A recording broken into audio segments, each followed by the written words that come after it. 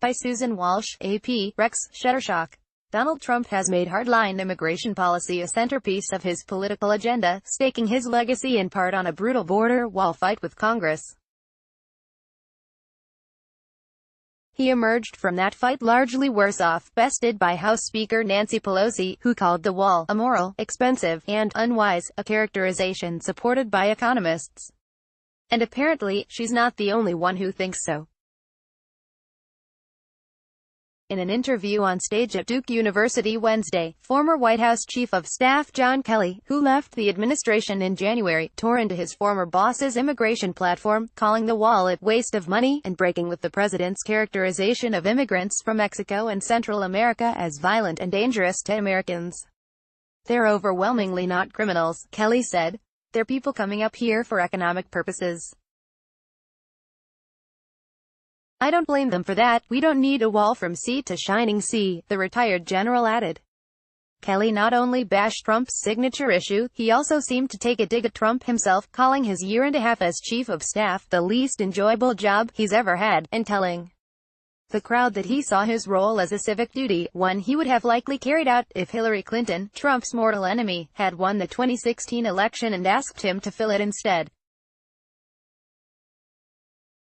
Throughout his White House tenure, Kelly was sometimes regarded as one of the adults in the room, a kind of frustrated dad to Trump's screaming toddler. Of course, that characterization has always been flawed. Kelly, at times, enabled some of Trump's worst tendencies, including in 2017 when he launched a vicious, false attack on Rep.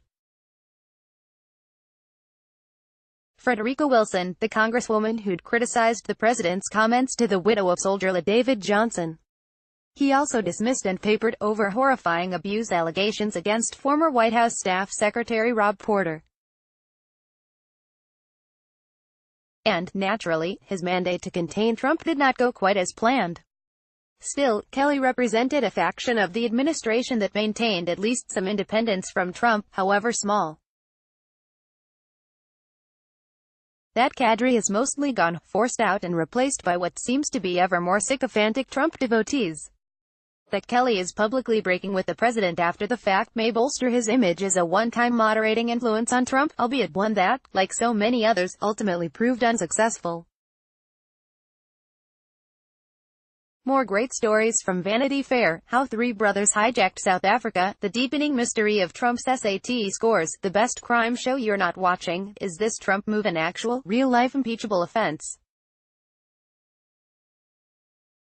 Looking for more? Sign up for our Daily Hive newsletter and never miss a story.